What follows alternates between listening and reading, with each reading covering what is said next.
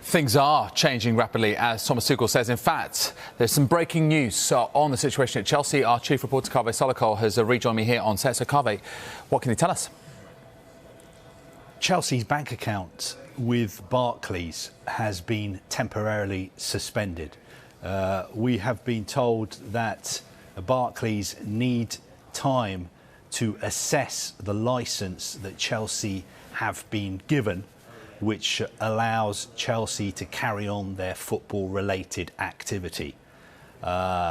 Chelsea are hopeful that the suspension put in place by Barclays will be lifted shortly.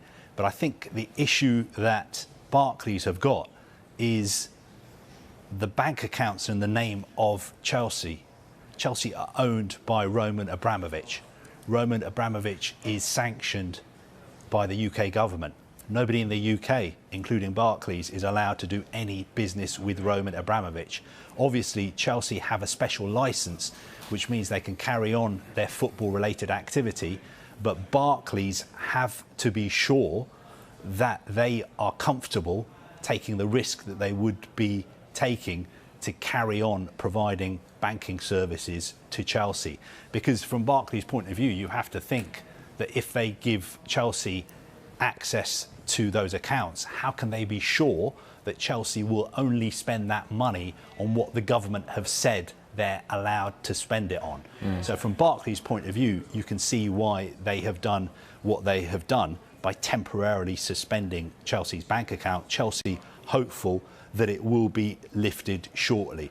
Also, in the past 30-40 minutes, the Times, Matt Lawton, the chief sports correspondent at the Times, has been reporting that Chelsea's bank accounts, several of them, have been frozen, and also some of their corporate credit cards.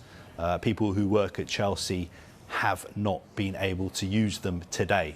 That is what Matt Lawton is reporting as well. So this is very, very serious for Chelsea. We saw the statement from Chelsea yesterday saying they were only really looking forward to the games last night, saying that we can fulfil the fixtures we have, the men playing at Norwich, the women's team playing against West Ham United. Beyond that, they said we need to sit down and talk to the government about amending the licence that's in place. But Barclays temporarily suspending their bank account, that is going to have serious, serious repercussions for Chelsea Football Club, even though we're being told they're hopeful that the suspension will be lifted shortly. It is all down to the banks. The banks have to be comfortable.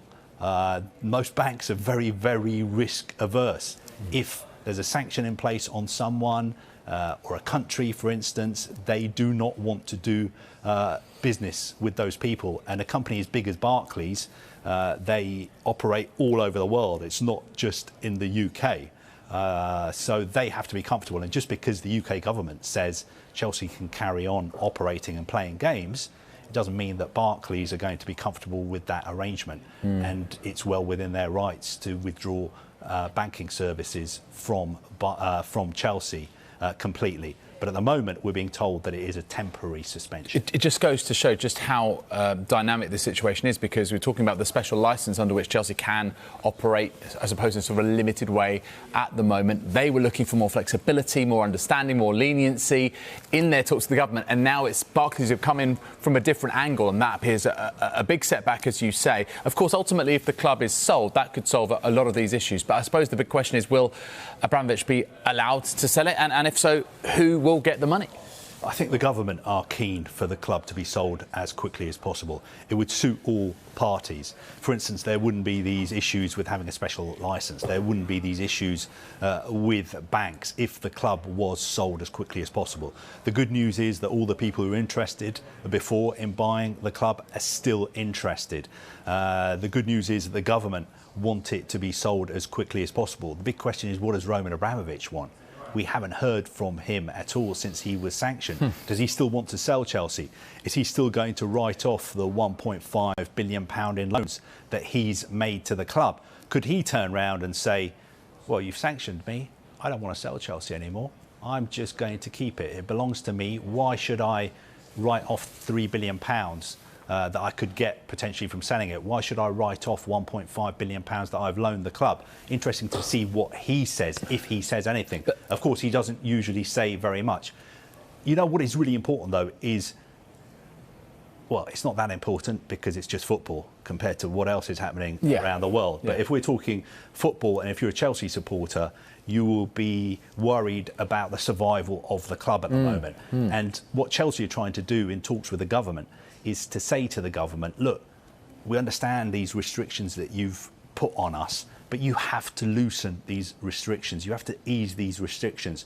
For instance, when it comes to hosting home games, it costs Chelsea, I think, £1 million to host a game at Stamford Bridge. The government have said you're only allowed to spend £500,000. So Chelsea in talks now with the government saying you've got to let us spend more money because we need to pay stewards, we need to pay security guards, we need to pay all the people who work at the stadium. And also you have to bear in mind that Chelsea spend £1 million a day paying their players. They need £1 million a day just to pay their players. Their latest accounts, their holding company had £16 million in their account. We don't know if that's still the case. How much money have they got left to pay their players, to pay their staff? Well, and at the moment, Barclays have temporarily suspended their bank account as well. If you look at their most recent accounts, Chelsea make £273 million a year from TV money. That, the government are saying, you can still have that money. So that's fine, £273 million. They make £153 million a year from commercial activities. That is closed off now. They make about £71 million a year from match day income, games at Stamford Bridge. That is closed off as well. So they've lost about 50% of their income because of what the government have put into this special licence. And this evening, we've just found out that Barclays have temporarily suspended their bank account as well. Can I just come back to one of the things that you said there, Kaveh, that we're waiting to hear from Roman Abramovich, and he could well say, well, hang on a minute, no, I'm going to keep this asset. It is mine, and I'm owed this money anyway by Chelsea. But surely, first of all, there are more people interested who think they can get it cheaper than £3 billion. And if he were to keep it, it's a club in paralysis, isn't it? I mean, he can't make any money out of it, and it can't function properly. I mean, who wins out of that? Well, the thing is, what does Roman Abramovich want to do? We've always assumed, and there has been a lot of evidence, that he is actually a Chelsea supporter, the way he celebrates their victories and the amount of money that he's put in the club. So if you're a Chelsea fan, you will be thinking that he doesn't want to destroy the club.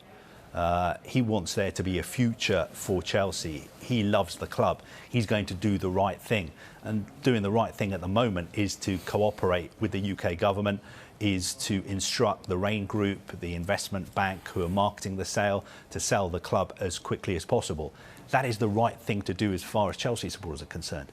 But from Roman Abramovich's point of view, this is a £4.5 billion decision. He may be so upset at the way he feels that he's been treated by the UK government that he thinks that if I agree to what they're asking me to do, it's almost an admission of guilt.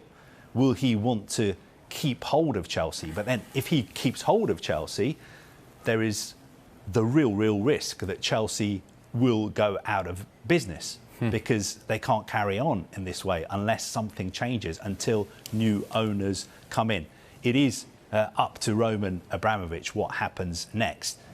Most people are presuming and assuming that he will go along with what the UK government want him to do, which is to sell Chelsea as quickly as possible. Yeah, he came in 19 years ago, but of course the club is 117 years old. Kaveh, for the moment, thank you very much indeed.